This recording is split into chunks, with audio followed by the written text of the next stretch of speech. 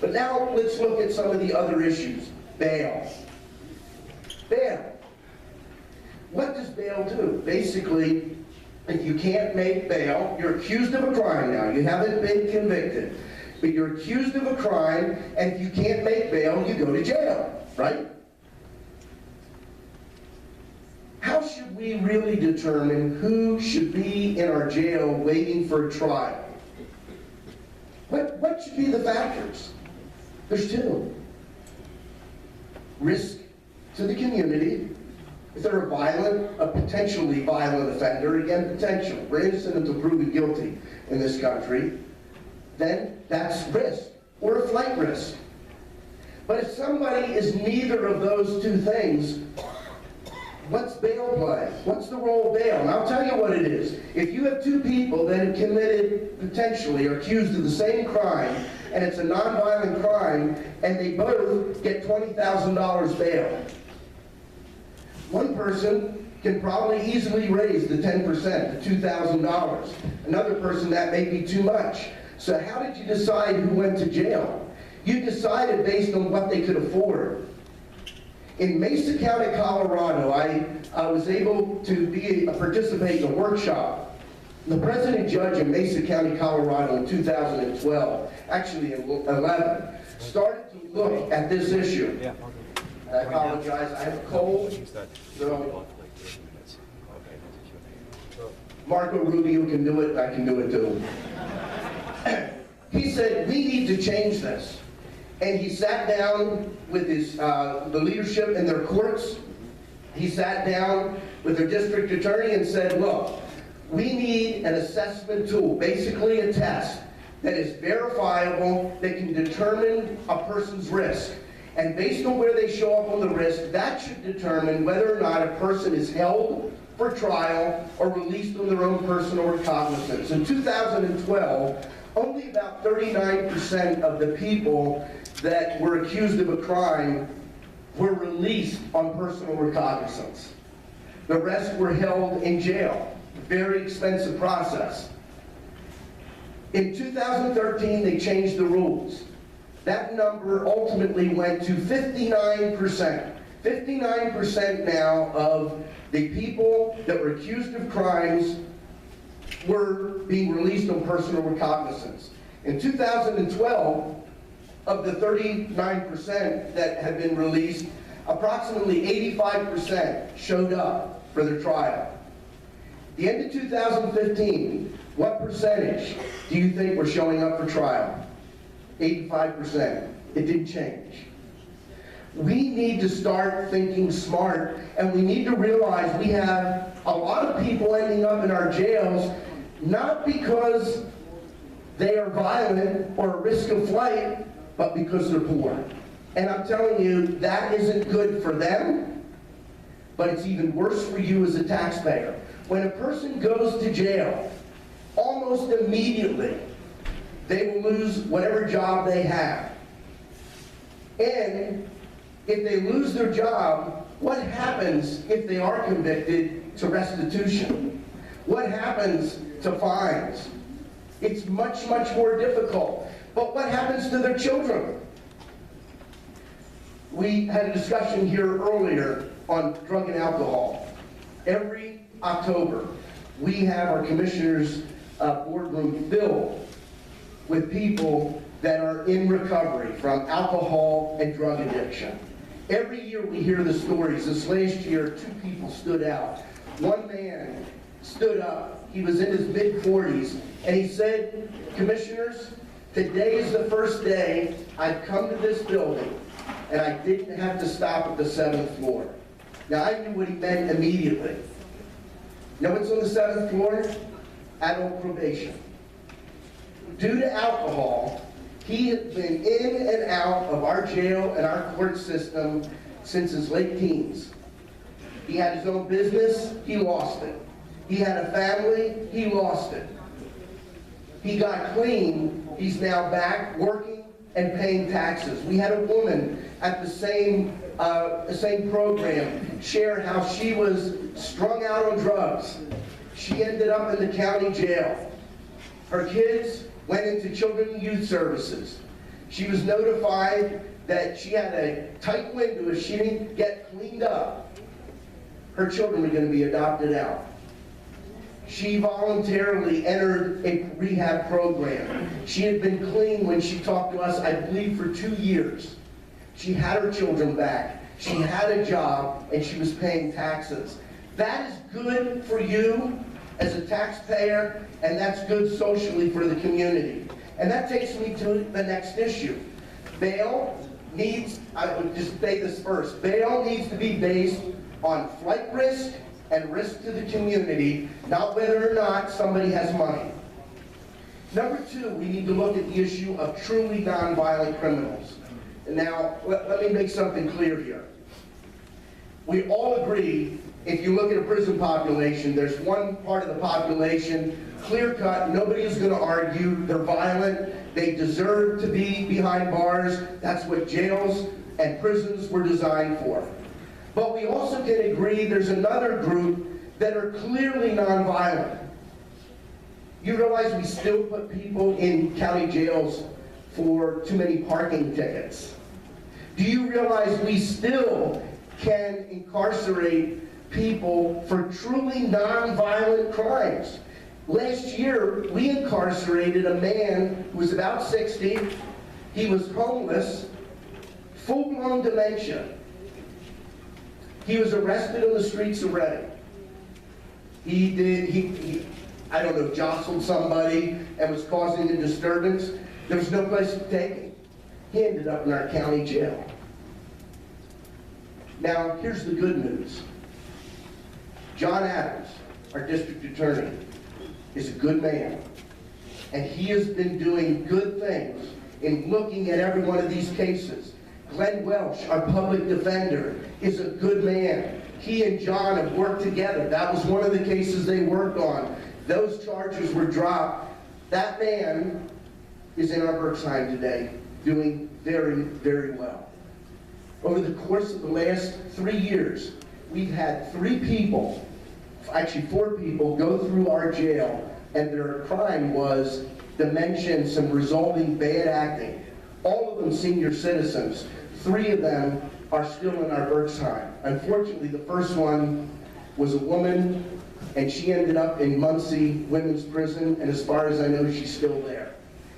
Non-violent criminals don't belong in jail. Let me give you, I already told you what happens to families, what happens to jobs, but let me ask you this question. Francis Acosta is in jail. He absolutely broke the law. There's no question about it. But do you feel safer because Francis Acosta is in jail? When he gets out, he will have 200 hours of community service that he will have to perform, and some level of fines. I'm not sure what all of that will be, and be on probation. My question is, why not keep him out of jail and have him do 2,000 hours of community service? Why not have him pay restitution to wherever that should go and pay the full fines? When we put people in jail, you are paying for them. It's not something that the money magically comes in and we're okay. If we cut our court and prison population by 10%, arguably we should save $9 to $10 million annually. What am I talking about? Let me give you a great example. Bob Williams, who heads up our probation department, is another person. I've spent time with all of our key people, and that would be John Adams, our DA, Glenn Welch, our public defender, Bob Williams, who heads up probation, and Dr. Ed Mahalik, who heads up mental health and developmental disabilities, to work on ways we can change things. One of the things that's happened, when we took office in 2008, we were sitting on a committed $27 million expansion of the prison because we needed more space. All 3 commissioners looked at that. We talked to our key people and said, no, we don't. We killed the project. We actually gave the bond money back. Today, our prison population is less than it was when we came into office. And not because of me, but because of the team that we have in place. One of the changes we made along with probation was the youth detention center. How many of you knew that the county had a youth detention center over at the North Campus? The youth detention center is now closed. It's been closed for a couple of years. Back in its height, we had on average 50 youth that were taken off the street and detained immediately on a daily basis. We realized, one, that there were much cheaper alternatives than the county detention system. It was the most expensive option out there, and Bob Williams was the man that came to the commissioners and said, I'm not paying this. This is too much money. I have options down in New Morgan and other options. The second thing he said, we need an assessment tool. Sound familiar? To determine what youth we pick up should actually be detained. Today, we average just under 10 youth a day. The youth detention center is closed, and it saves the county taxpayers $1.4 million a year. Those are the kinds of things that make a difference. The third area is the area of mental health. This is becoming enormous. How many of you remember the 70s when we went through the closure of most of the state mental institutions in Pennsylvania? You remember that? You're going to be largely older. I hate to admit that. I'm young. You must be older than me, but I remember it quite well. Pennhurst was one of the closest ones in western Montgomery County, the Spring City area. They closed those. And a lot of those people got dumped out on the streets. Do you know that today, across the United States, and I serve on the board of directors of the National Association of Counties, and I also am part of the 8-member executive committee. County jails are the #1 provider of mental health services. Do you know how many mental health professionals we have in our county jail? Take a guess. One. And it's not 24/7 because we only have one. Corrections officers were never trained. We have an entire wing of the county jail filled with people with severe mental health issues. I have seen some of these cases where they require 24/7 one-on-one monitoring, which means a corrections officer sits in a hall and every 15 minutes gets up, checks on that person in a cell. I watched a video, it's a confidential video, so I'm not going to say any names, last year. It took 9 people to get one person to take their medication. 9 people, probably about 10 minutes. Mental health issues need to be dealt with. What are we trying to do? One of the things that some states have been looking at, and Texas has done this in the San Antonio area, they got several counties to go together, and the counties built a joint mental health facility. And every day, the police departments in those counties get clear instructions that if you come across a person that clearly is dealing with mental health issues and they are not involved in a violent crime, that's critical. Do not take them to the MDJ. Do not take them to the court system. Take them to, and I believe it's in Beaver County, Texas, to this facility. Divert them. They never go into the system. After several years, they have saved significant dollars, even including the cost of building that facility. But we have to look at this very closely. One positive change that I've been fighting for, and our association's been fighting for in the state, it used to be that when a person was sent to jail, not convicted, just sent to jail, their Medicaid was terminated. Now, if you know anything about termination, what would happen is that they would end up not only not having the benefits, if they were not convicted and they were released, it would sometimes take 2 months to get their Medicaid back. Guess what they didn't take in that 2-month period? Their medication. And they came right back in again. Last year, the legislature and the governor supported legislation that our association proposed. Simply said, don't terminate, simply suspend. Suspend the Medicaid. And that's what we've done, and that has largely fixed the issue relative to Medicaid. But the mental health issue is enormous. If you would talk to Scott Eakens, Chief Eakens, he would tell you how often police officers are confronted with what is clearly a mental health issue, and they often have no choice. Those 4 people, all with, and the 3 of the 4 were close to 80. And 2 of the 4 were arrested in nursing homes that supposedly specialized in dementia here in Berks County. But they were arrested for quote-unquote assault. I will tell you, the DA and I had major discussions on that, and the DA has put our police on notice, and also some of the nursing homes. We don't do that anymore. We are not, he said, I will not, and he didn't prosecute any of those people. But mental health is a tremendous issue.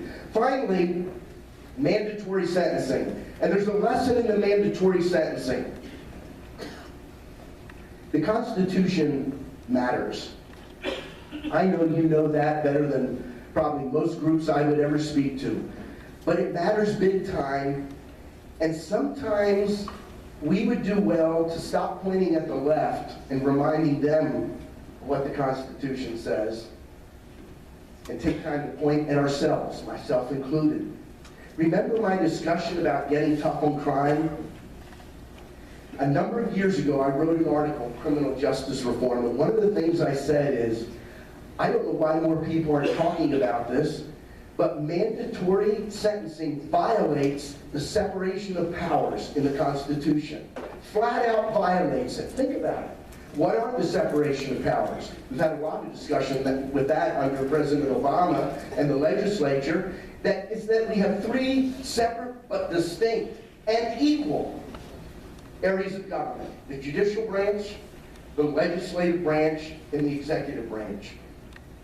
When we allowed the legislature to dictate to the judicial branch how they were going to sentence, we allowed the legislature, in my opinion, and now the opinion of the courts, to interfere with separation of powers. They were telling the judges, here's how you rule if this is the case. Now, the extreme, ultimate bad result of mandatory sentencing is you don't need judges. Just get a computer. Put all the information in the computer, and the computer should be able to spit out a result. But guess what? There's something else in our Constitution, and it's right by trial, and I'm going to put it in these terms, by a human being. There are jury trials, but in every case, our system of justice is based on, at the very least, a judge as a human being sitting and looking at a particular case. Sorry about that. Looking at a case and adjudicating the law. That's what I want.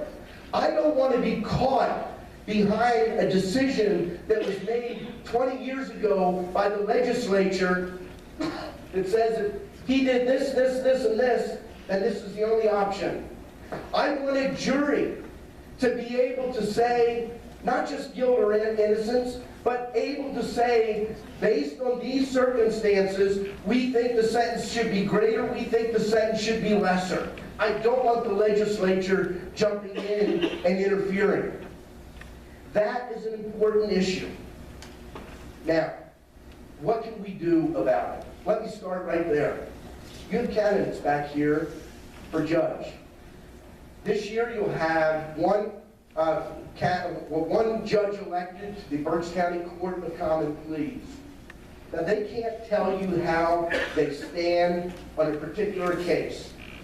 Some of them might throw me under the bus after this, but from telling you what their philosophy of their judicial philosophy is. And you need to find out what they believe about the law. What do they believe about bail? I will tell you some NDJs in Berks County are the problem when it comes to bail. I've talked to some of our common pleas judges. I've talked to John Adams about this, and I've heard it from everyone. I've talked to our public defender. We have some MDJs just throw the maximum amount of bail, no matter what they did. You want people as MDJs and people as judges at all levels, but especially as we're looking at the upcoming election, that you understand their view of the Constitution, you understand their role and what they believe their role is as a judge. The second area, when we look at the local, you need to elect the right kind of people for district attorney. And I will tell you, I don't care about party labels. The older I get, the more tired I am of people saying because you're an R or a D, you're good or you're bad. You know why? It's kind of like the form of government. People tell me, we need this form of government or that form of government. You give me the worst form of government and put the very best people of character, and the ultimate result's going to be pretty good. You can give me the absolute best form of government, and you put people in there of poor character that lack integrity, and the ultimate result is ultimately going to be bad. And that brings me to another issue. Do not fall for the trap that we should not elect our judges. There's an effort, and has been for several years, that judges should be appointed and not elected. Folks, elections matter. And whether we remember or not, I do, 2006, I believe it was, we had a statewide Supreme Court judge taken down in a retention vote because of what he did relative to the midnight pay raise. Don't tell me that elections aren't important. Don't tell me that voters can't be trusted to make good decisions. I believe strongly we need to protect our right to vote for judges at all levels. And that's something you can let your legislators know. Let them know that that's what you support. Here's another issue. When we look at the local level, have the courage to question. How much time here? My time, 2 minutes. Have the courage to question what people are doing. I don't care if they're a judge or a county commissioner. And it took me a little while. Some people that were big supporters of mine, after the election, they'd get in my face, and they suddenly didn't trust me. And I had to back up and say, hey, wait a minute, I don't trust government either. I understand. I get it. And I am far less likely to get upset at people that take out their anger, their frustration on me. I want to listen. I want to hear. Because government has been the biggest part of the problem over the last 20 to 30 years. And you are the people that can make a difference. If you don't believe that, then you must have been dead on election. Actually, the day after the election. Everybody says it was decided election night. We didn't know squat at midnight. We didn't know till about 2:30 the next morning. We can make a difference. We don't need special rules to get our voice heard. We just need people that are willing to stand up and challenge.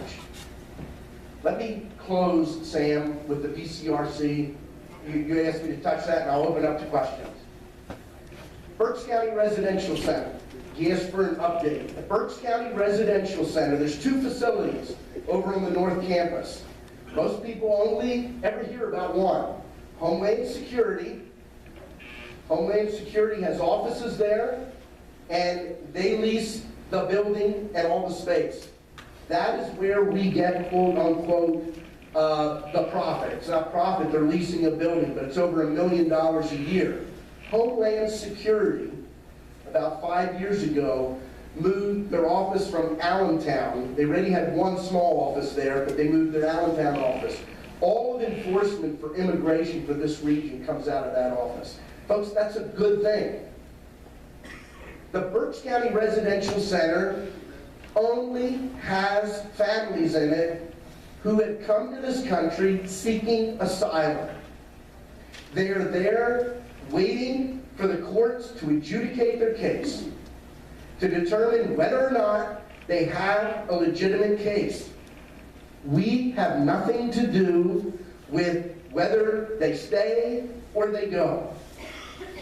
We simply provide the equipment, the material, and the people to work in contract for the federal government. It doesn't cost the county of Berks a dime, and our people do a great job. There's no mistreatment of those individuals. They are not malnourished in spite of what you read. They have education through the BCIU, again paid for by the federal government, and there are 21 full-time healthcare professionals through the Surgeon General's office at that facility. The people that are fighting to close that facility down are far-left liberals that want the doors open and the people let go. They don't care about the rule of law, and they don't care about the truth. I happen to care about the rule of law and truth, and so do both of the other commissioners, and that's why we're fighting Governor Wolf and the Department of Human Services, who 2 years ago, almost 2 years ago, said, "We're shocked. We didn't know you had families staying here. You're violating your license. We've only been doing it for 16 years. We've had inspections multiple times every single year. We've gotten high ratings every time." Commissioner Barnhart recently met, that's 2 weeks ago, with the administration, not the governor, but somebody from his office, and they finally said to his face, "We don't care what you're doing down there." They've refused. Ted Dallas, DHS, refused to come visit and see the facility, to see how the people are being treated. The governors refused to come visit the facility. We've offered that. The feds have offered to have him come through. He says he doesn't care, he wants it closed. Well, we're going to fight to keep it open. We think that's the right thing to do. With that, I'll open it up to any questions.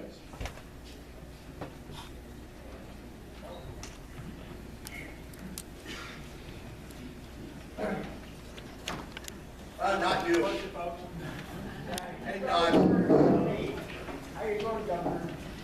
I'm doing well. I'm doing well, other than the voice.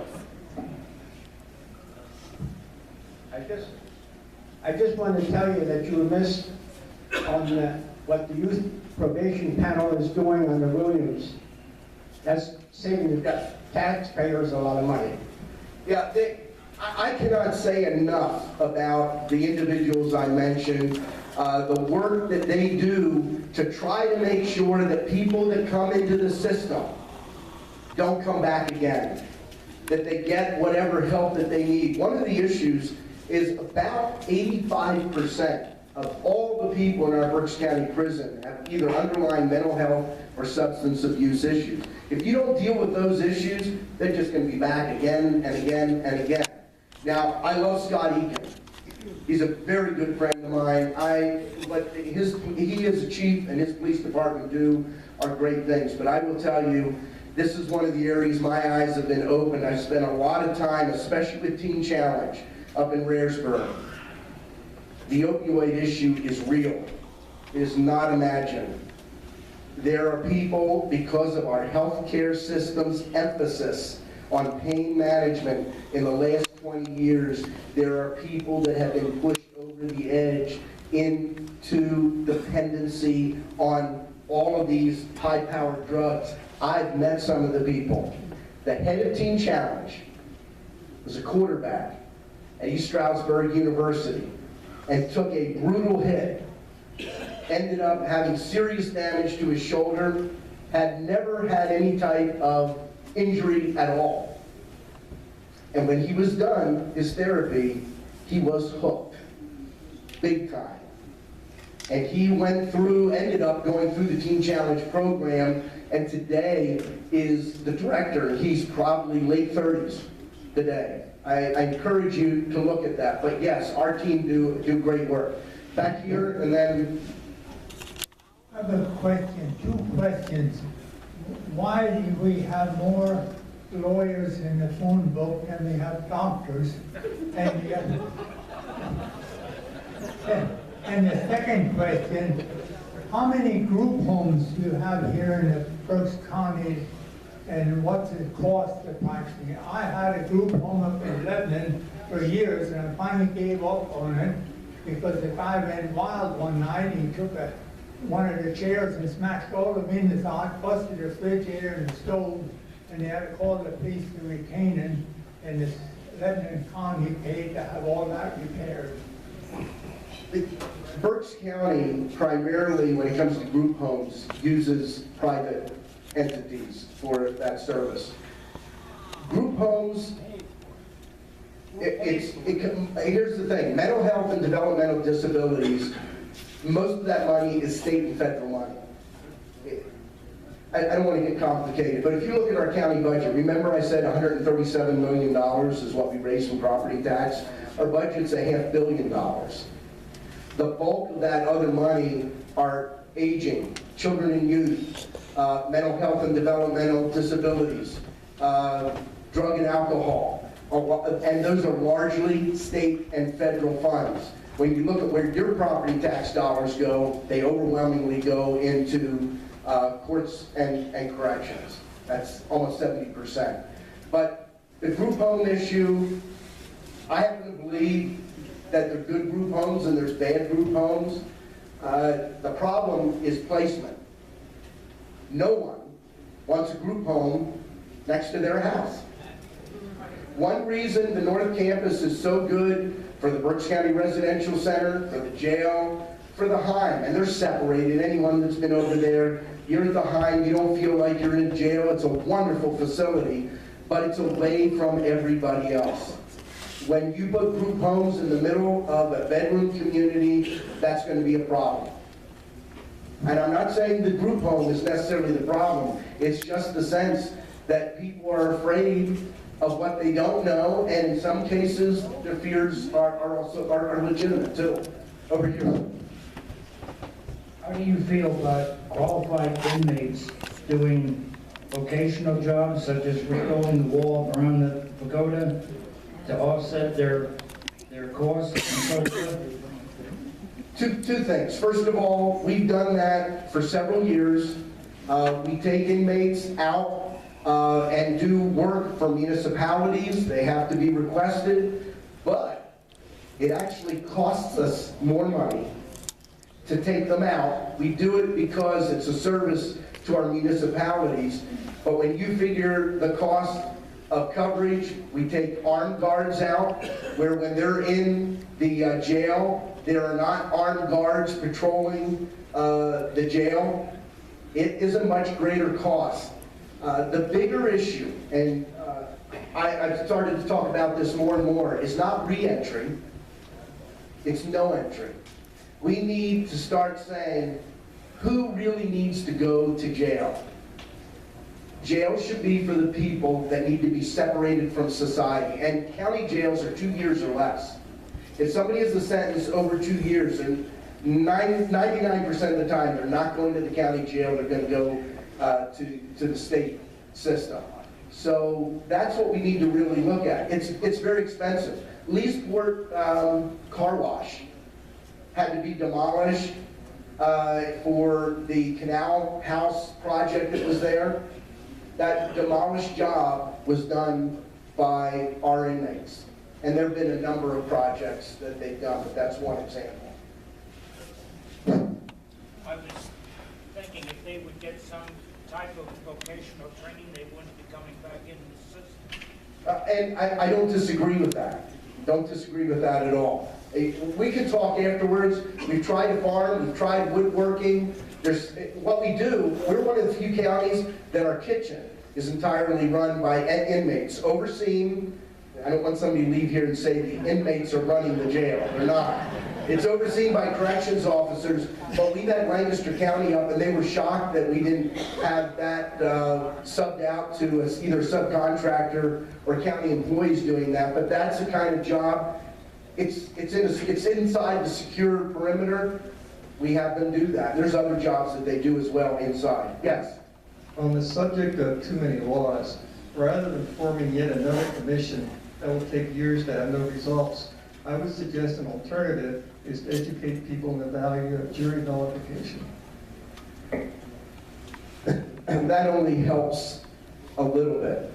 Now, I know exactly what you're talking about, but by the time something gets to a jury, it's already cost the taxpayers a bundle. I'm not willing to accept that.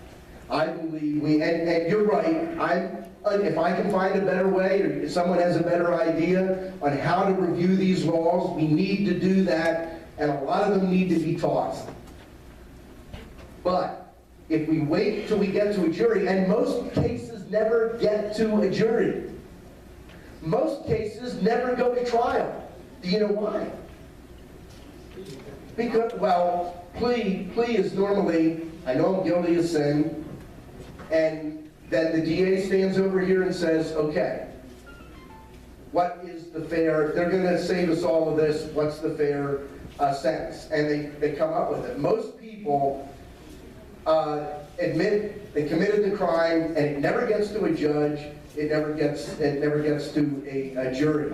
So I understand what you're saying, but that's not going to fix the problem. The laws will still be there. We will still have records because of stupid laws. So that's where I am, over here. One day a week I do women's prison ministries over here at Berks jail. I don't know if you're aware that we have much less opportunities for the women than we do for the men. No vacational things. And when they come out, a lot of times they're just staying there and sitting because there's no place for them to be sheltered. And we have a lot of frivolous crimes. So many I speak to are shoplifting right now. Couple things. The women's population in the last 30 years, I believe I'm right on this, used to be around 2%. It was minuscule. It's now, and this is nationwide, it's about 9%. It is a growing problem. I just read an article today, and it was written several months ago. It was in Christianity Today, talking about a church in North Carolina that works with women who are going to be getting out of their county jail, I think it's within like a 2 or 3 month period, and takes them through a 15-week course, a mentoring course, to prepare them for getting out. Here's one of the things that happens. There are all kinds of services and programs for people in jail. And a lot of times when they get out of jail, there aren't a whole lot of options. Berks Connections Pretrial Services is an exception. They're a nonprofit. They do work in our county jail. They help people from the time they are accused, going through the system, and they work to connect them on getting out. But we need more organizations, businesses, churches, synagogues, parishes to step up and say, you know what, I believe the Bible when it says, in that you did it unto one of these, the least of these, you did it to me. And I'll tell you what, sometimes we need to, and I'm talking to myself, we need to get off our high horse and step down and help people that made mistakes. Because folks, I don't know about you, I made mistakes in my life.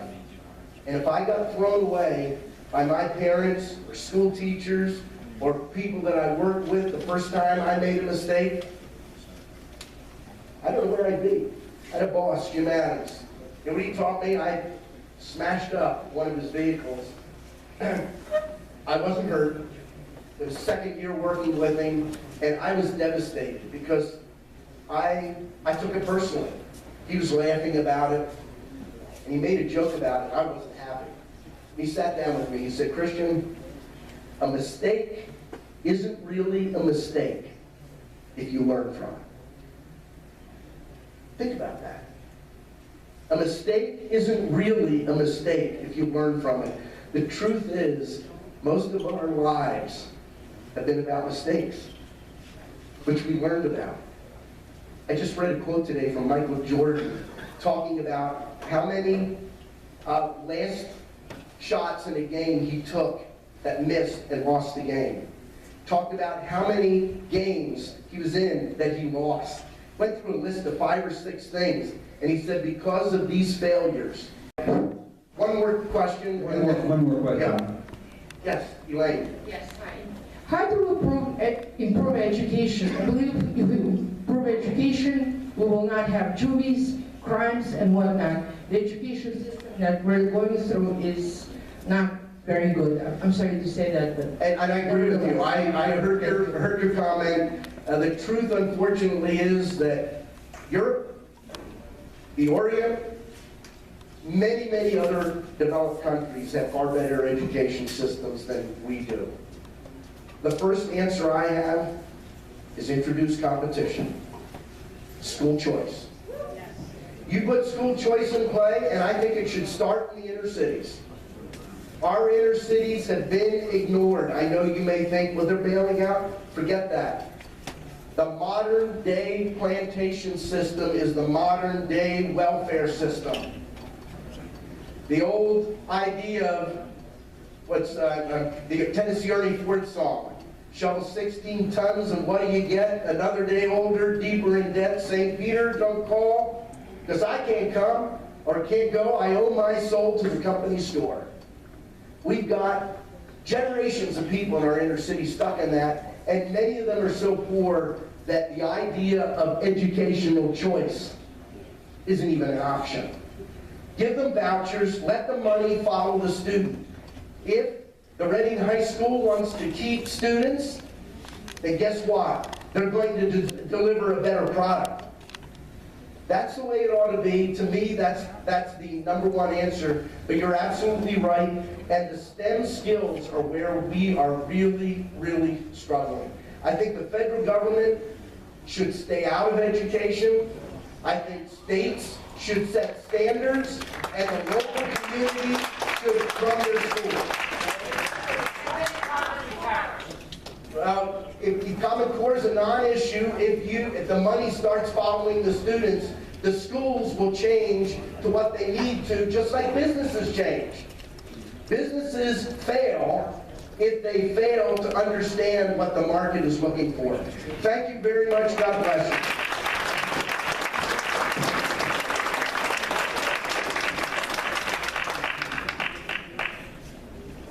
Thank you, Christian. Folks, you certainly gave us a lot to think about, and some areas there maybe we do need to change course.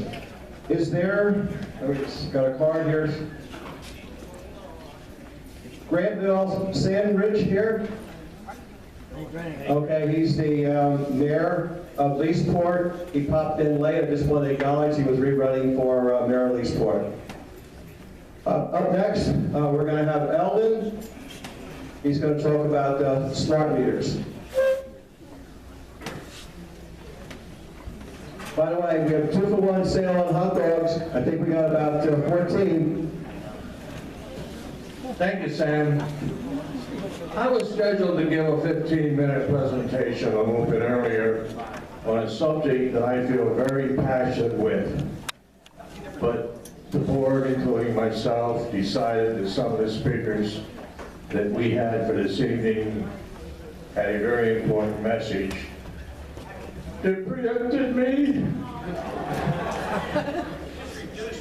In any case, there's a couple things. I'm going to deviate from my plan. I want to share with you an email that I got yesterday from one of our local men stationed in Iraq. He started with, "Thank you for the packages. Incidentally, I'm the troop support person for the Leesport VFW." He said, "Thank you for the packages. The choppers only fly at night." I assume it's because they get shut down. He said, "We get 2 meals a day. That's okay. But the guys are always hungry." Now, we have our young men over there serving us. and they get treated like crap. Pardon the expression. But I am really upset with our government. I send packages over there. The thank yous that we get are just unbelievable. Thank you for allowing me to vent. The issue that I wanted to talk to you about was something that we don't hear much about, and I feel as passionate about as some of this Christian just spoke about, and your other people down here. There is something called smart meters being promoted by the people who want to control our lives. Power companies really like them because they're going to make a lot of big money. The problem is they create serious health problems. I have a lot of details here that I was going to talk to you about that I'll skip over now. But the Pennsylvania PUC created what they call an Act 129, which is the document that controls the electric, gas, and water industries of how they can monitor our, to whatever utility we're using. They made it mandatory that they can put these meters on and cause health issues. In the state of Pennsylvania, it's the only state, well, Washington D.C. also, that mandates we have to use these meters. The legislator passed a law back in 2008, HB 2200, and they said in there several times in a journal when they were discussing the legislation that the, oh, I have it written here someplace, but to paraphrase, we intended, in addition, we did not mandate smart meters, but made them optional. Our PUC decided to write the regulations that made them mandatory. That is an illegal regulation because it does not reflect what the legislature passed, both in the House and the Senate. Last year, there were several bills proposed, but they would not come on a committee. It would have rectified that situation. The problem was Representative Godshall lives in Hatfield. Hatfield has a small power company, and the way the regulation is written, if you have less than 100,000 customers, you don't have to abide by the regulation. So he doesn't have to have a smart meter. The other little thing that might be of interest is his son is an upper-level manager for Pico, and they're going to make big bucks on it. It's a side issue. The health issues I was talking about are, there have been studies I found going back to as far as 2004 over in Czechoslovakia, where they discovered that high-frequency radio waves, which is where smart meters operate, cause DNA modifications in mice. Now, if it shows up in mice in a study, there was another study that verified that back in several years later, but there are several studies that show there are major health issues because of this radiation. 2 minutes, okay.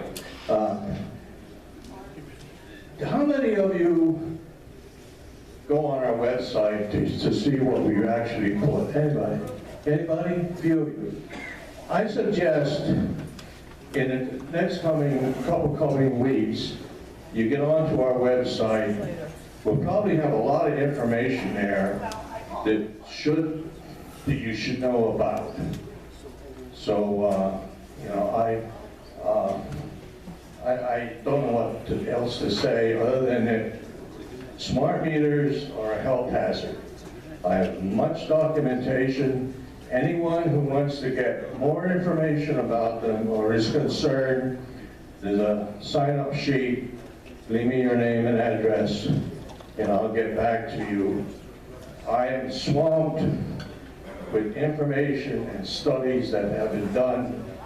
In California, there was a study done, a $25 million study. It showed serious health issues. They had a report come out last year. There's going to be a follow-up report. We've been working, there was a local woman gave a presentation to the administrative law office lawyers for PICO. She had gave 2 days of testimony. They asked her for follow-up, and she presented them with over 150 pages of additional information. Governor Wolf's office was requested to put a moratorium on the mandate to install smart meters, but he didn't get back to us on that yet. So our legislative and our leaders know about it, and there's some information back there if you want to take it with you, but I can see the hook coming, and I had a more formal presentation, but anyway, I enjoy giving up my time for these wonderful people that spoke to us this evening. Thank you.